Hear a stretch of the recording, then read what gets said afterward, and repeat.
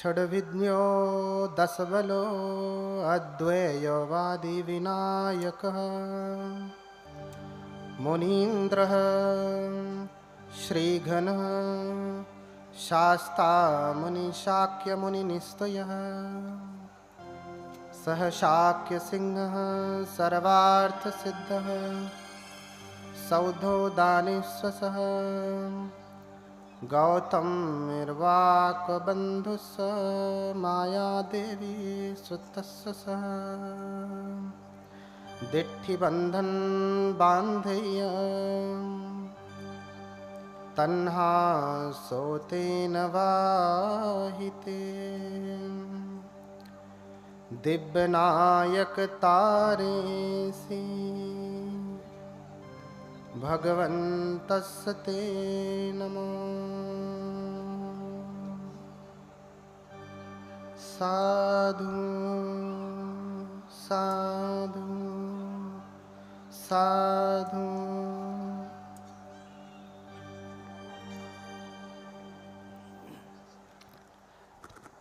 करुणा के महासागर लोक गुरु भगवान अरहत सम्यक संबुद्ध, इनके कमलवत चरणों की कोटि कोटि वंदना करता हूँ। तत्पश्चात धर्मराजा सम्राट अशोक एवं बोधिसत्व बाबा साहब डॉक्टर भीमराव अंबेडकर, इनके प्रति हार्दिक कृतज्ञता ज्ञापित करते हुए कोटि कोटि नमन करता हूँ। आज यहाँ आप सभी धम्म के प्रति श्रद्धावान उपासक उपासिकाएं बड़ी मेहनत से आप लोगों ने इस कथा का आयोजन किया। तमाम विघ्नों के बाद इस मऊ की धरती पर अंततः कथा लगी ही, जिसमें उपासिका उषा भारती जी जान से लगी रहीं और उनका हृदय से बाकी लोग भी सहयोग करते रहे। जैसे यहाँ पे बीच में गणमान्य उपासक वर्ग भी बैठे हैं, माननीय शिवचंद्र राम जी, डॉक्टर रामविलास भारती, मुखराम जी, अनिल मौर्य, संतोष कुमार, अनिल चंद्रा, उषा भारती, भूपेंद्र वीर, सुब्बा राव भारती और सूर्य प्रताप जी। इतने ही नाम नहीं, ये जितने भी लोग दिख रहे हैं, बहुत सारे लोग इसमें आयोजक की टीम में रहे।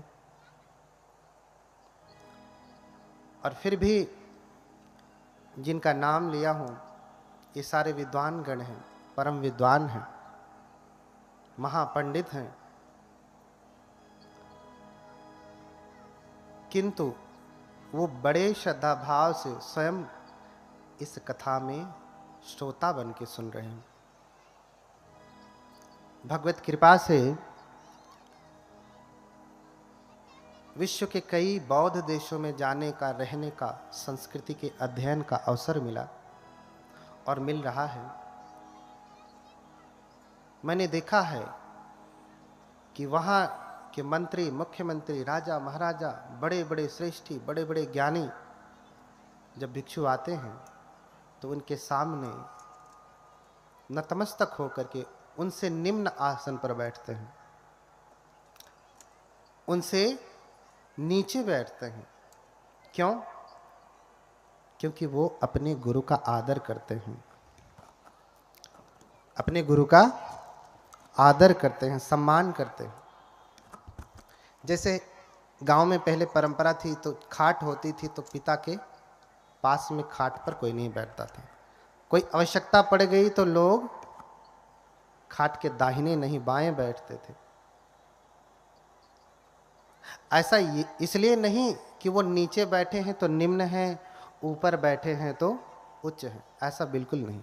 बस इतना ही है कि अपने गुरुओं के प्रति आदर है। बुद्ध धम्म संघ को जो हम नमन करते हैं, हमने कहा बुद्धं शरणं गच्छामि, धम्मं शरणं गच्छामि, संघं शरणं गच्छामि। तो जब हम संघ कहते हैं, जब हम उनकी शरण जाते हैं, बुद्ध धम्म तो आप समझ रहे हैं, लेकिन जब हम संघ की शरण जाते हैं, थोड़ा सा आवाज तेज कर दो, तो संघ कौन है? अगर देखा जाए तो मूल संघ भिक्षु संघ है, भिक्षुनी संघ है। द्वितीयक संघ उपासक संघ, उपासिका संघ। तो संघ की शरण जाने का तात्पर्य ही हुआ कि हम संघ का आदर करते हैं, संघ का सम्मान करते हैं। और ये सम्मान, ये गौरव बुद्ध के प्रति, धम्म के प्रति भारत में भी बढ़ रहा है। ऐसा देख करके बड़ा ही आनंद होता है। कभी कभी लोगों के मन में प्रश्न होता है कि वो तो ऊंचे बैठे, हम लोग नीचे बैठे। यहाँ बहुत सारे जैसे उपासक गण हैं, डॉक्टर रामविलास भारती राष्ट्रपति पुरस्कार से पुरस्कृत हैं, लेकिन जब शील की याचना करनी हुई तो वो अपने पैरों को मोड़ करके नीचे आपके साथ बैठ करके शील की याचना किए हैं, धम्म की महिमा को, गरिमा को समझते हुए। मैं तो राष्ट्रपति से नहीं सम्मानित हूं, राष्ट्रपति पुरस्कार से, लेकिन ये गौरव है धम्म के प्रति, संघ के प्रति, बुद्ध के प्रति। आज आप सभी लोग कथा सुनेंगे, बहुत सारे ऐसे शब्द मिलेंगे जो आपको पचेंगे नहीं, खाते ही उसमें उबाल आने लगेगा, जी मचलाने लगेगा सुनते ही। लेकिन ये 3 दिन का प्रोग्राम है।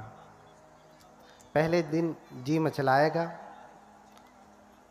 दूसरे दिन थोड़ा ठीक होगा, चौथे दिन रोग से मुक्ति हो जाएगी। शब्दों को लेकर के घबराने की आवश्यकता नहीं है। 3 दिन अगर आपने ठीक से सुना तो आपको अधिकतम शब्दों के उत्तर मिल जाने हैं। इसलिए शब्द को लेकर के आप परेशान न होइए। कभी देवता, कभी देवलोक, अन्य अन्य चीजें आपको सुनने को मिलेंगी। चूंकि ये जो कथा होगी ये मूल त्रिपिटक से होगी। त्रिपिटक क्या है? ये हम लोगों का बौद्ध ग्रंथ है, बौद्धों का धर्म ग्रंथ है। और ये मूल त्रिपिटक जो पूरे विश्व में मान्य है, वो 6वीं संगीति का, 6वें संगायन का, वो संगायन जिसमें स्वयं बाबा साहब रहे हैं, डॉक्टर भीमराव अंबेडकर रहे हैं, जिस संगीति में, जिनकी देखरेख में, जिनके अनुमोदन से 6वीं संगीति संपन्न हुई है। इसलिए जो प्रमाण होंगे, जो शब्द होंगे, उन्हीं त्रिपिटक से हैं। अगर उसमें अशुद्धि होगी, गड़बड़ी होगी आपको समझने में, तो थोड़ा रुकिएगा, क्योंकि मैं जो कहूँगा वो बाबा साहब द्वारा अनुमोदित त्रिपिटक से ही कहूँगा, तो उसका अर्थ होगा, उसे आप समझिएगा। कभी कभी आपको लगेगा ये तो मिलावट है, किसी अन्य धर्म जैसा है। फिर से वही कहता हूँ कि ये बाबा साहब द्वारा 6वीं संगीति से अनुमोदित त्रिपिटक के अनुसार है। तो एक बार सभी लोग बोलें भगवान बुद्ध की, बोलिए भगवान बुद्ध की, भगवान बुद्ध की। थोड़ा जगह ले सकते हैं, गर्मी हो रही है तो उधर पीछे तक जगह खाली है ना, थोड़ा सरक के बैठेंगे तो कम गर्मी लगेगी। देखिए, इसलिए हमने भी पंखा बंद करवा दिया, ताकि आपको ऐसा न लगे कि हम तो पंखा की हवा ले रहे हैं और आप गर्मी में बैठे। तो हम भी आपके जैसे पालथी मार के ही बैठे हैं, बस ऊंचा है। तो जितनी पीड़ा आपको होगी बैठने में, उतनी मुझे भी है। जितनी गर्मी आपको लगेगी उतनी मुझे भी लगेगी। इसलिए धैर्य पूर्वक सुने, क्योंकि हम ऐसे भगवान की कथा सुनाने जा रहे हैं कथा तो बहुत सुनते हैं आप। कथा सुनने के बाद मन में प्रश्न आता है, या कभी कोई आपसे पूछता है कि अरे आप तो कथा सुन करके आई हैं, आपके भगवान तो ऐसा कर लेते हैं, वैसा कर लेते हैं, कभी हवा में उड़ जाते हैं, कभी ये लीला कर लेते हैं, तो आप लोग क्यों नहीं करते? हमें भी तो करना चाहिए ना। हम कक्षा में जा रहे हैं, कक्षा में जा रहे हैं और गुरु हमें पढ़ा रहा है। क्या पढ़ा रहा है? कि पानी कैसे बनता है। और फिर कहे गुरु, शिक्षक कि चलो तुम भी H2O को मिला के पानी बनाओ, पूरा विधि बताया, तो आप बनाएंगे कि नहीं? बनाएंगे और बनेगा भी। और आप ये कह दें कि अरे वो तो वैज्ञानिक थे, उन्होंने बना दिया, हम कैसे बनाएंगे? तो फिर आपकी पढ़ाई का कोई अर्थ है? कोई अर्थ नहीं। ऐसे ही कथा आप सुनते हैं और सुनने के बाद कहा जाए तुम भी उस भगवान जैसे बनो, तो क्या उत्तर देते हैं? अरे वो तो भगवान है, वो तो सब कर सकते हैं, हम कैसे करें? हम तो इंसान हैं ना। तो फिर जब भाई भगवान है, उनका जीवन, उनका प्रसंग तुम्हारे लिए सार्थक नहीं, ये कक्षा तुम्हारे लिए सार्थक नहीं, तो सुनने का कोई अर्थ है? नहीं। इसीलिए हम सभी लोग आज इकट्ठा हुए हैं कि जो कथा सुनेंगे, कैसे कोई एक व्यक्ति बुद्ध हो जाता है, जिनकी तस्वीर लगी है, इधर पीछे भी लगे हैं। कैसे कोई एक व्यक्ति मां के गर्भ से ही जन्म लेकर के बुद्ध हो जाता है, और हम सभी मां के गर्भ से आकर के ठीक से मनुष्य भी नहीं हो पाते हैं। सारा जीवन पशु का जीवन रह जाता है। क्या कारण है? क्या कारण है? तो आपको ये चरित्र सुनना पड़ेगा। अगर आप ठीक से सुनेंगे तो आपके जीवन में भी परम भगवत्ता जगेगी, आप भी भगवान हो सकते हैं। भगवान कौन? भगवान कौन? अक्सर प्रश्न होता है कि भगवान किसे कहते हैं। बौद्ध धर्म में भगवान नहीं होते, अन्य लोगों को भगवान कहा जाता है। शब्दों को लेकर के लोग लड़ाई करते हैं, भगवाधारी भगवाधारी कहते हैं। आप शब्द भी देखें, भगवा, क्या भगवा शब्द संस्कृत में है? क्या भगवा शब्द हिंदी में है? क्या भगवा शब्द अंग्रेजी में है? उर्दू में है, अरबी में है, फारसी में है, इटाली में है? किसी में है? नहीं। किस में है? मूल पाली और प्राकृत में ही भगवा है। प्राकृत में भी भगव शब्द है, पाली में भगवा है। और अगर हम ये कहें कि ये भगवाधारी भगवाधारी, तो आप किसको कह रहे हैं? बुद्ध को कह रहे हैं। किसको कह रहे हैं? बुद्ध को कह रहे हैं। क्यों? क्योंकि पाली में ही भगवा शब्द होता है, किसी अन्य भाषा में नहीं होता। और पाली बुद्ध की मूल भाषा है। पाली बुद्ध की मूल भाषा है। इसलिए भगवा शब्द समझे। भगवान किसे कहते हैं? भगवा माने भगवान। हिंदी में करेंगे तो भगवान हो जाएगा, हिंदी में भगवान हो जाएगा। पाली में कहेंगे तो भगवा हो जाएगा, भगवतो हो जाएगा, भगवंत हो जाएगा। भगवंत नॉमिनेटिव केस में भगवा भगवंत ही होता है। कथा में लिखा है ना, बुद्ध चरित भगवंत कथा। अब भगवंत से भी आपत्ति होती है।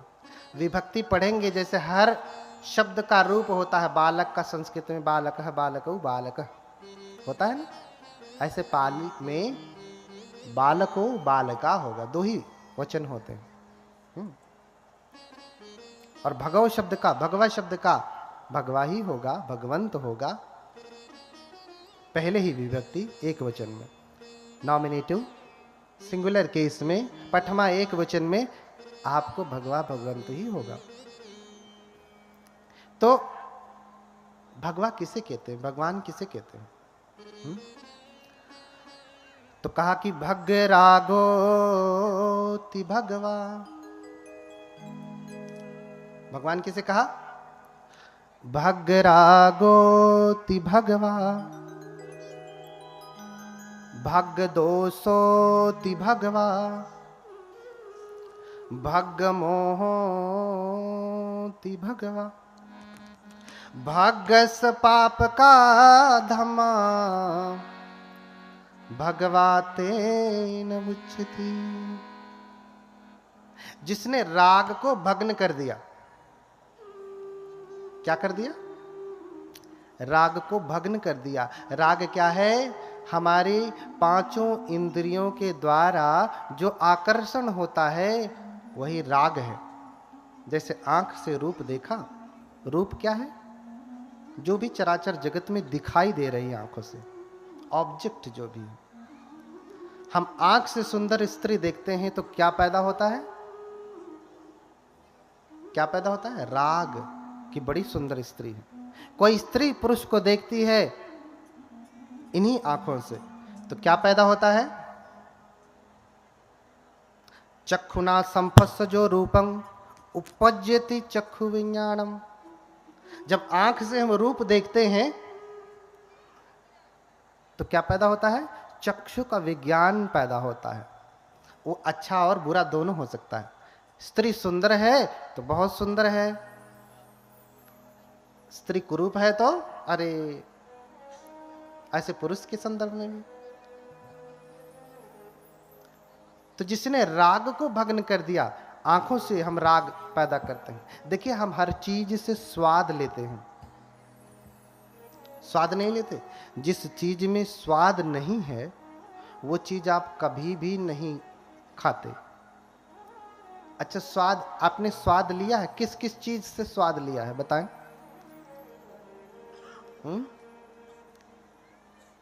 किस किस से? सलायतन फसजो रसंग वे विमर्तति। जब हमारे क्षह आयतन उनके आलंबनों के साथ टकराते हैं तो व्यक्ति स्वाद लेता है। स्वाद, आज तक आप एक ही स्वाद जानते हैं, एक ही प्रकार का आहार जानते हैं, लेकिन बुद्ध 4 आहार कहते हैं। कितने कितने? 4 आहार कहते हैं। कौन कौन से? एक तो आहार आप जानते हैं, उसे कहते हैं कबलीकर आहार। कबलीकारो आहारो, कबलीकार आहार अर्थात जिसे आप कबल बना के चबा करके चपर चपर चपर करके खाते हैं, वो क्या है? कबलीकर आहार। फिर क्या है? मनोसंचेतना आहार है। फिर क्या है? स्पर्श आहार है। फिर क्या है? विज्ञान, जिसे हम हिंदी में कहेंगे विज्ञान, विज्ञान आहार। ये 4 प्रकार के आहार हैं और इन्हीं के द्वारा, इन आहारों को हम लेते कैसे हैं?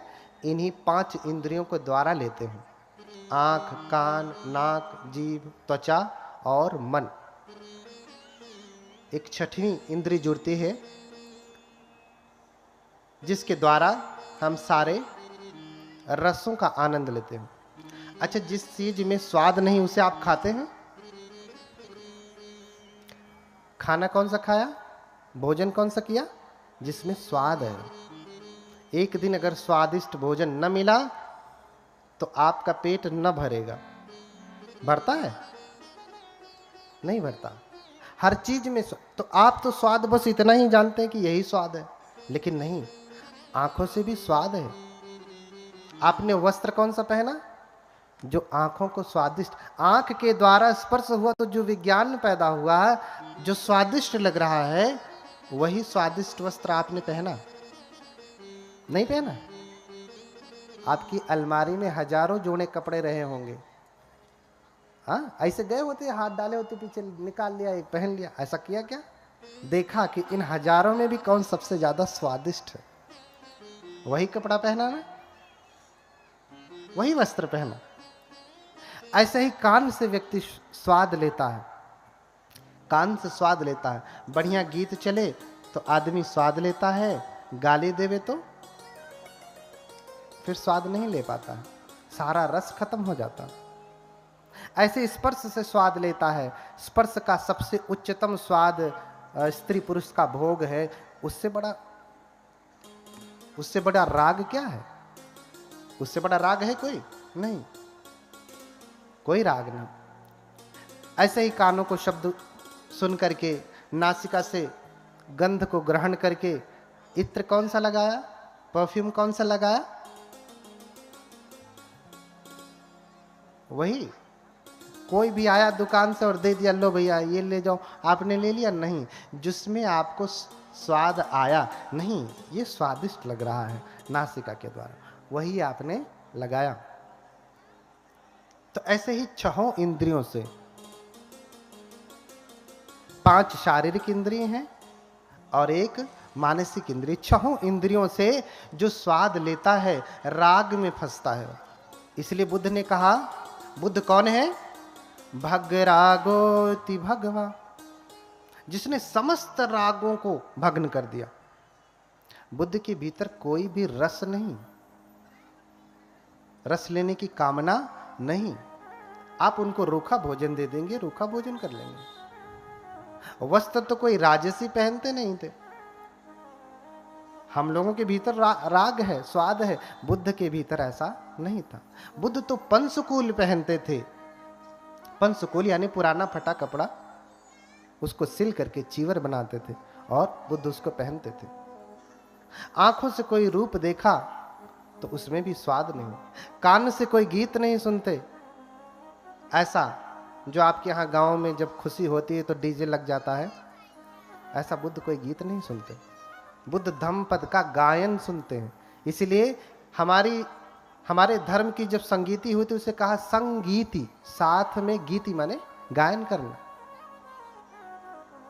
साथ में गायन करना। दूसरा शब्द दिया संगायन, साथ में गायन करना। आज कोई गा दिया तो कहते हैं भंते तो गीत वादित।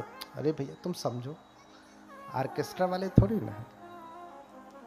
हाँ, क्या गाया? बुद्ध की स्तुति गाया, धम्म के गीत गाया। तो भग रागोति भगवा, जिसने राग को भग्न कर दिया। भग दोषोति भगवा, जिसने दोष को भग्न कर दिया। दोष कहेंगे हिंदी में तो द्वेष होगा। किसी भी प्रकार की ईर्ष्या, जलन, क्रोध, अहंकार, ये सब कुछ जिसने त्याग दिया। बुद्ध तो छोटे से छोटे जीव के प्रति कारुणिक है, इसलिए बुद्ध को महाकारुणिक कहा गया। बुद्ध के जैसा धरती पे करुणावान आज तक कोई नहीं हुआ। बुद्ध के जैसा, बुद्ध जिसके ऊपर करुणा करते हैं, मार करके भी लोग करुणा करते हैं, बुद्ध बिना मारे ही करुणा कर देते हैं। क्यों? क्योंकि बुद्ध परम सामर्थ्यवान है। अरे भैया, किसी को सुधारना है तो उसे बंदूक चला के मारना जरूरी है।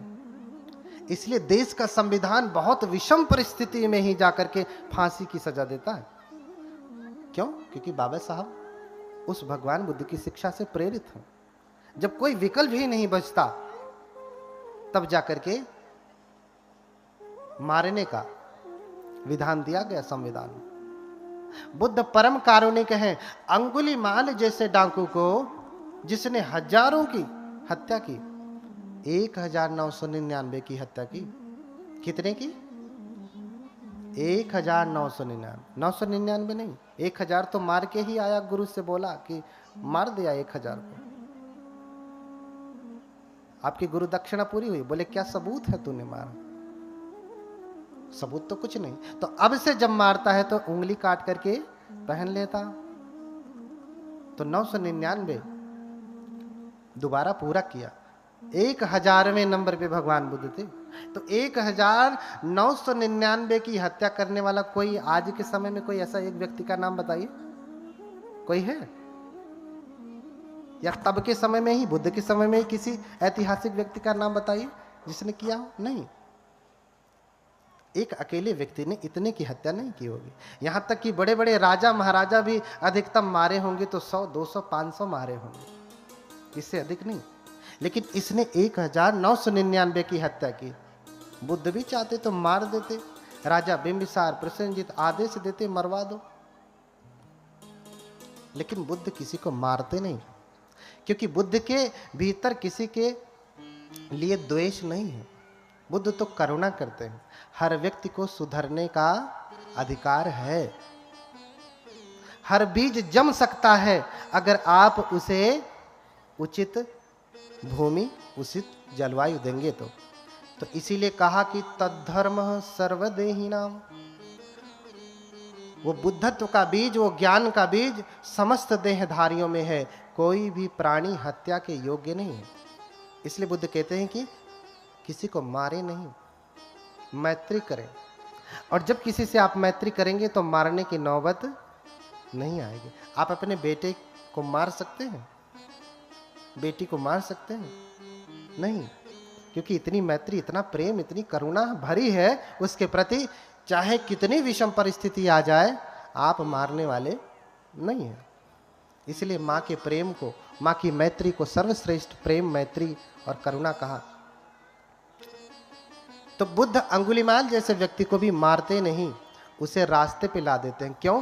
क्योंकि बुद्ध परम सामर्थ्यवान है, बिगड़े से बिगड़े व्यक्ति को भी सीधा कर लेते हैं। इसलिए बुद्ध को कहा गया सत्ता देव मनुष्यानम। बुद्ध क्या है? शास्ता है। हम वंदना में करते हैं हर दिन, सत्ता देव मनुष्यानंग बुद्धो भगवाती, कहते हैं ना। भगवान बुद्ध मनुष्यों और देवताओं के भी गुरु हैं। आप रोज पाली में वंदना करेंगे, सत्ता देव मनुष्यानंग बुद्धो भगवाती। देव मनुष्यानंग, अगर मनुष्य ही देव होता है तो फिर दूसरा शब्द लगाने की क्या आवश्यकता है? मनुष्य ही देव होता है तो दूसरा शब्द लगाने की क्या आवश्यकता? सत्ता मनुष्यानंग बुद्धो भगवाती, देव मनुष्यानम क्यों कहा? तो बुद्ध परम सामर्थ्यवान है। बिना मारे, बिना चोट पहुंचाए व्यक्ति को सन्मार्ग पे लगा देते हैं। भैया तुम सच में भगवान हो तो ठीक करके दिखाओ ना, गोली मारना तो आम आदमी कर लेता है। इसलिए भग दोषोति भगवा, भगवान समस्त दोषों से विरहित है। और भग मोहोति भगवा, भगवान के भीतर कोई मोह नहीं, कोई अज्ञानता नहीं, कोई मूढ़ बुद्धि नहीं। इसलिए जब उन्हें शरीर त्यागना था तो अज्ञान में शरीर नहीं त्यागे, अपितु घोषणा कर दी, आज से 3 महीने बाद, जगह भी बता दिया, समय भी बता दिया। आज से 3 महीने बाद कुशिनारा में 2 साल वृक्षों के नीचे अंतिम पहर, तीसरे पहर में मैं अपने शरीर को त्याग दूंगा।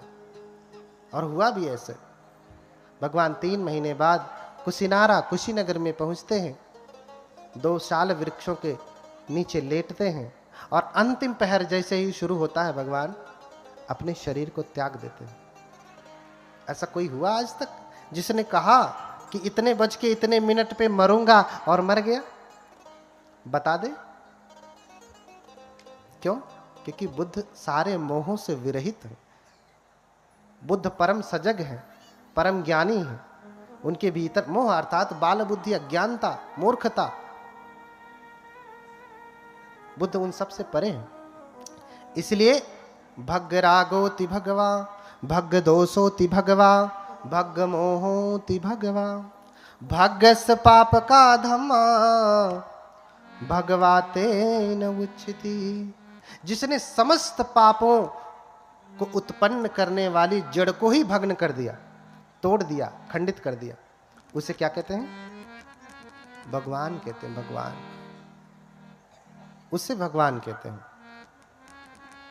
यानी बुद्ध किसी भी प्रकार का दोष नहीं करते। बुद्ध पत्नी के साथ नहीं रहते, बुद्ध बच्चे को के साथ नहीं रहते, बुद्ध गृहस्थी में नहीं रहते, बुद्ध ऐसा कोई कार्य नहीं करते जिससे पाप पैदा होता है या पाप को बढ़ावा मिलता। भग्गस पाप का धम्मा, जितने धर्म अर्थात क्या होता? भग्गस पाप का धम्मा, धर्म का अर्थ आप क्या समझते हैं? धम्म अर्थ आप क्या समझते हैं? अगर आप पाली पढ़ेंगे तो बहुत सारे अर्थ हैं धम्म के, एक ही अर्थ नहीं है। धम्म का मतलब बौद्ध धर्म ही नहीं होता। धम्म का मतलब होता है नैसर्ग का नियम, प्रकृति का नियम, फेनोमेना। और डॉक्ट्रिन भी होता, बुद्ध की शिक्षा भी होती है। तो जितने भी पाप को उत्पन्न करने वाले ताड़ित नहीं होता। आप विदेशों की बात छोड़ दीजिए, भारत में ही कोई ऐसा राज्य बता सकते हैं जहां सिर्फ बौद्ध लोग हैं? सुना? बता सकते हैं? सिक्किम का नाम सुना है? पूरे बौद्ध लोग हैं। यहां तक कि अरुणाचल में भी बौद्ध लोग हैं। आप जाएंगे हिमाचल में तो अधिकतम संख्या तिब्बती बौद्ध धर्म को मानने वाले हैं। लद्दाख जाएंगे, पूरे कौन है? बौद्ध। कभी आपने सुना वहां पे ऐसा होता? अपवाद तो हर जगह है, लेकिन आपने सुना कि वहां किसी के साथ दुर्व्यवहार हो रहा? जैसे आज आपके प्रदेश में खड़े खड़े बहन बेटियों की इज्जत नहीं रह जाती, ऐसा आपने सुना कभी किसी न्यूज़पेपर में? सुना होगा तो वर्ष में एक आध बार। कितनी बार? वर्ष में एक आध बार। क्योंकि बुद्ध का ही वचन है, यो हवे रखति धम्मं धम्मं रखति सो परे। क्या कहा?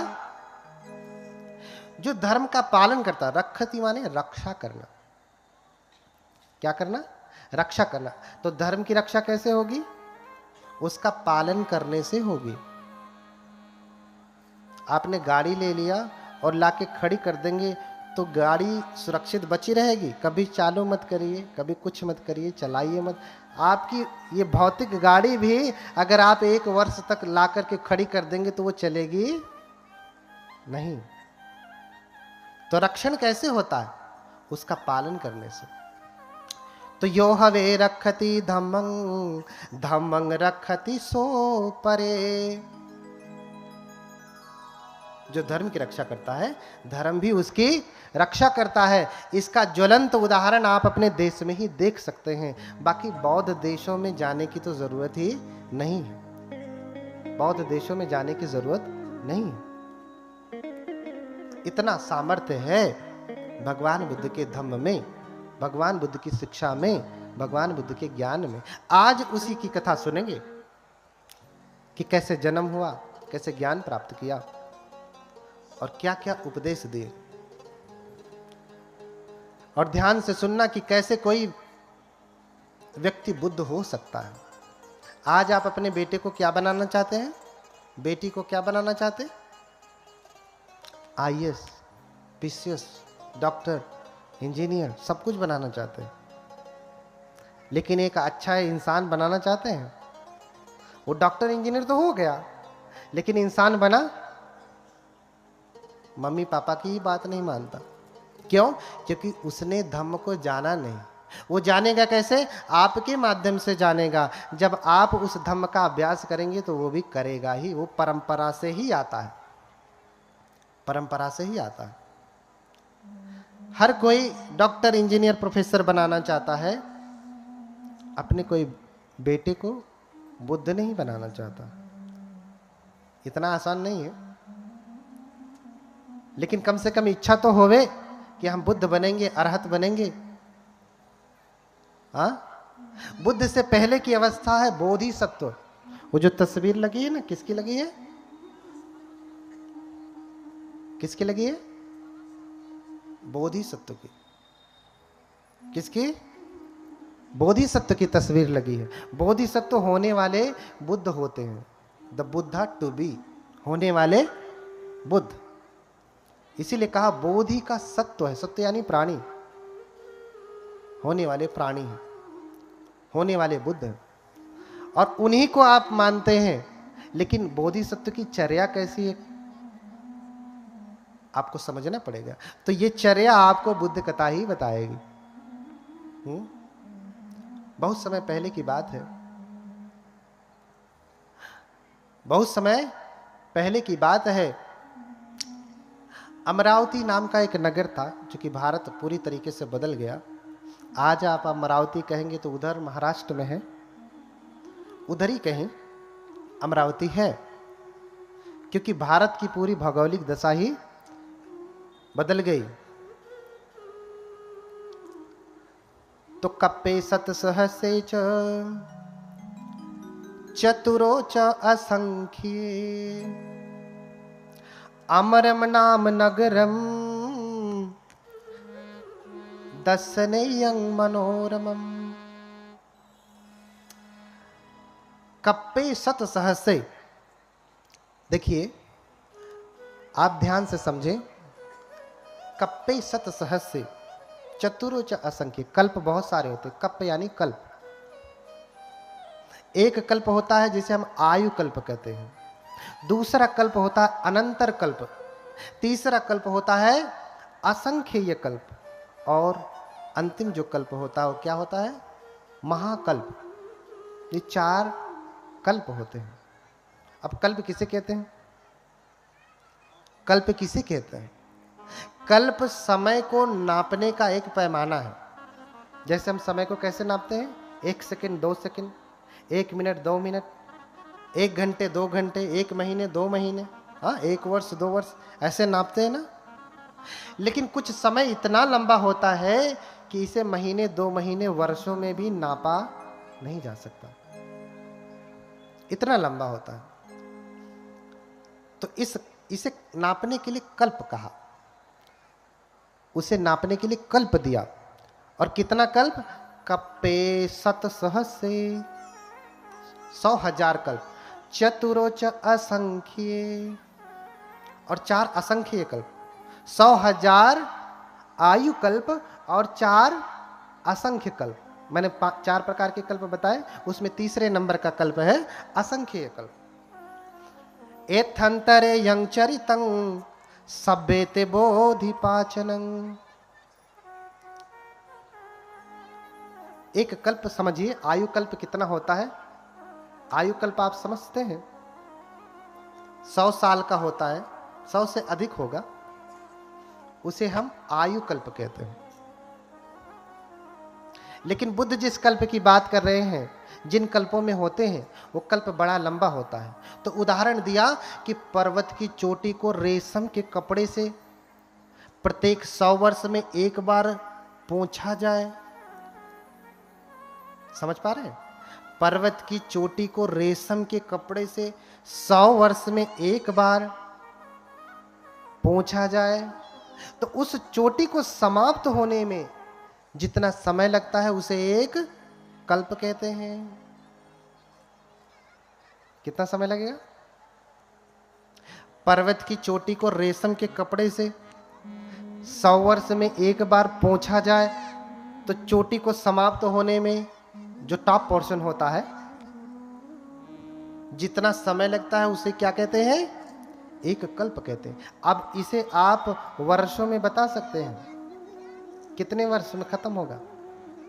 कितने हजार वर्ष में? नहीं। दूसरा उदाहरण दिया हमारे त्रिपिटक में कि 1 योजन लंबा, 1 योजन चौड़ा, 1 योजन ऊंचा कोई भेरी हो। भेरी यानी बॉक्स समझिए आज के समय में। 1 योजन कितना होता है? 1 योजन में 3 कोस, और 1 कोस में 3 किलोमीटर। कहीं कहीं 4 का वर्णन है, 3 ही मेजर समझा जाता है। तो 1 योजन में कितने किलोमीटर हो गए? 9। 1 योजन में 3 कोस, और 1 कोस में कितने किलोमीटर? 3। तो 3 तिया 9। कोई भेरी यानी बॉक्स समझिए, कोई डब्बा हो, कंटेनर हो जिसमें आप चावल वावल रखते हैं ना, कितना बड़ा हो? देखिए बुद्ध कब पैदा होते हैं, बुद्ध कैसे पैदा होता है, कितना समय लगता है। अभी समय बता रहा हूं कितने समय में पैदा होते हैं, कैसे पैदा होते हैं। 9 किलोमीटर लंबा, 9 किलोमीटर चौड़ा और 9 किलोमीटर ऊंचा। क्या हो? भेरी हो। और उसमें क्या रखे हो? सरसों के दाने रखे हो। प्रत्येक 100 वर्ष में एक सरसों का दाना निकाला जाए, तो दाना समाप्त होने में जितना समय लगता है उसको क्या कहते हैं? एक कल्प कहते हैं। ये कल्प की व्याख्या उसी त्रिपिटक से है जिस त्रिपिटक का अनुमोदन स्वयं बाबा साहब ने किया। ये बुद्धों का कल्प है, उत्पन्न होने का समय है, बुद्धों के उत्पन्न होने का समय है। तो इसको आप कितने वर्षों में गणना करके बता सकते हैं? 1000, 2000, लाख, करोड़ नहीं, ये वर्षों में बताया नहीं जा सकता कि कितना लंबा समय, बहुत लंबा समय आप अनुमानित कर लीजिए। तो इस प्रकार से एक अमर नाम का नगर था। एक तपस्वी थे सुमेध, जो तपस्या करते थे। क्या करते थे? तप करते थे। हिमालय में जाकर के तप करते थे। क्यों तप करते थे? क्योंकि जब उनका जन्म हुआ तो माता पिता सब कुछ छोड़ करके चले गए। सबके माता पिता सब कुछ छोड़ के ही जाते हैं, लेकिन किसी की आंखें खुलती हैं, किसी की नहीं खुलती हैं। और जब सब कुछ छोड़ करके गए तो सुमेध सोचने लगे कि इतने मेरे पितामह सामर्थ्यवान थे, मेरे पिता सामर्थ्यवान थे, लेकिन ये कुछ भी लेकर के नहीं गए। क्यों? क्योंकि पूरी हवेली बनाया, और जब खाता बही वाला पूरा निकाल करके विवरण दे दिया कि इतना तुम्हारे पिता का धन है, इतना तुम्हारे पितामह का धन है, ऐसे करके यावता सत्तमः युगा, 7 पीढ़ियों का पूरा विवरण दे दिया कि ये परंपरागत चलने वाला धन है। तो सुमेध सोचने लगे, मेरे पिता भी नहीं लेकर के गए, दादा भी नहीं लेकर गए, परदादा भी नहीं लेके गए, उनके भी पिता, दादा, परदादा, उनके ऐसे 7 पीढ़ियों तक से कोई नहीं लेकर के गया। ये धन तब से है, तो क्या मैं जब मरूंगा तो इसे लेकर के जाऊंगा? हाँ, क्या मैं इसे लेकर के जाऊंगा? नहीं। जब वो खाली हाथ से गए तो मैं भी खाली हाथ से ही जाऊंगा, हाथ में लेकर के नहीं जाऊंगा। इसलिए कबीरदास कहते हैं कि कबीर सोधन संचिए जो आगे को होए, अरु शीस चढ़ाए पोटली ले जात न देखा कोई।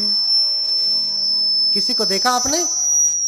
ऐसे धन का संग्रह करें जो आगे को होए, अर्थात आपके साथ वो धन चले। जहां आप जाएं आपके साथ आपका धन जाए। तो कौन सा धन जाएगा? जो अलमारी में रखा है, कि जो बैंक में रखा है, कि जो आपने यहाँ पे बनाया है, ये जाएगा? तो इसलिए कबीरदास कहते हैं कि कबीर सोधन संचिए जो आगे को होए, जो आगे आगे चले, आपके साथ चले। क्यों? क्योंकि शीस चढ़ाए पोटली,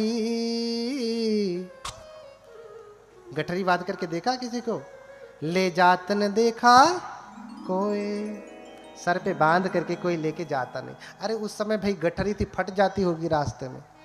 आज तो बढ़िया बढ़िया सूटकेस है, लुई फिलिपी तो कौन कौन सा है, भर लो इसमें, लेके जाना। महंगे वाले 10,000, 20,000, 1 लाख का बैग बनवा लो, उसमें लेके जाना। ले जा पाएंगे? नहीं। कोई ऐसा बैग नहीं बना, कोई ऐसी गठरी नहीं बनी जिसमें आप लाद करके लेकर के जाएंगे। तो यही सोच रहे हैं सुमेध कि मैं सर पे लाद करके लेकर के जाऊंगा नहीं। इसलिए मुनादी करवा देते हैं कि जिसको जो चाहिए सो ले जाए। मुनादी करवा दिया कि मेरे घर में जो कुछ भी है, जिसको जो चाहिए सो ले जाए। एक बार आप अपना घर खुला करके छोड़ दीजिए और कहिए जिसको जो चाहिए सो ले जाए, तो गरीब तो छोड़ दीजिए, धनवान भी लूटने पहुंच जाएगा। गरीब बाद में पहुंचेगा, धन अरे रुक, अमीर तो पहले ही उसे अपना रौब दिखा करके रोक देगा। हाँ, तो एक एक करके सारे, जिसे धन मिला सो धन ले गया, जिसे आसन मिला आसन ले गया, जिसे चारपाई मिली चारपाई ले गया, बेड ले गया, बिस्तरा ले गया, कंबल ले गया। हाँ, दरवाजा तक तोड़ के, खिड़कियां तक तोड़ करके लोग लेके चले गए। बस उनकी इमारत का ढांचा बना। देख करके सुमेध हंसते हैं कि ये कितने ज्ञानी लोग हैं। इन्हें लगता है मैं लुटा रहा हूं तो मैं खो रहा हूं, और ये लेके जाएंगे तो ये बचा लेंगे। हाँ, ये बचा लेंगे। इसलिए सब कुछ छोड़ दिया और ऋषि का वेश धारण कर लिया, सन्यासी का, प्रवज्जित का रूप धारण कर लिया। बुद्ध को भी ऋषि कहा गया। क्या कहा गया? धम्मं देसेसि महेशिनो।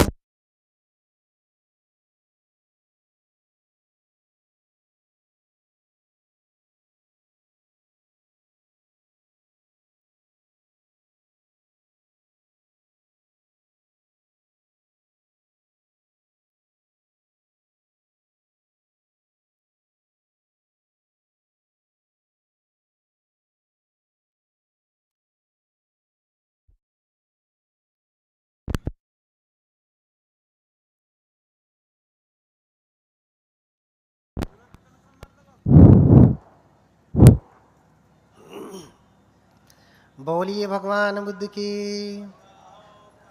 भागिए मत, अभी तो शुरू हो रहा, अभी तो पृष्ठभूमि बन रही। बोलिए भगवान बुद्ध की। थोड़ा और जोर से बोलिए, नींद तो नहीं लग रही ना? बोलिए भगवान बुद्ध की। और जोर से बोलिए, भगवान बुद्ध की। अब भाग जाएगी नींद। जब लड़ाई होती तब देखिए कितना तेज बोलते हैं। अरे तय सुन रे, तय सुन। बोलिए भगवान बुद्ध की। हाँ, बुद्ध नाम स्मरणम मुख शुद्धि में। अगर बुद्ध के नाम का स्मरण करते हैं ना तो मुख की शुद्धि होती है, मंजन ब्रश करने से नहीं। कैसे होती है? क्योंकि ये मुख कितनी गंदगी फैलाता। जब भी बोलेगा क्या बोलेगा? झूठ बोलेगा, चुगली करेगा, बकवास करेगा, कटु वचन बोलेगा, निंदा करेगा, प्रशंसा करेगा। हाँ, तो इससे कितनी अशुद्धि फैलती है। लेकिन बुद्ध जब आप कह रहे हैं तो मुख आपका पावन हो रहा है, क्योंकि बुद्ध का अर्थ है ज्ञान, सम्यक ज्ञान। और जब आप ज्ञान को स्मरण करेंगे, याद करेंगे, तो सब कुछ ठीक होने लगेगा। फिर से बोलें भगवान बुद्ध की। हाँ, तो इसी वे समगहेत्वान विहरन्तो समाहितो सत्ताहभ्यंतरे पंचो अभिज्ञा अठ विधम पिच। हाँ, थोड़ा तेज करिए।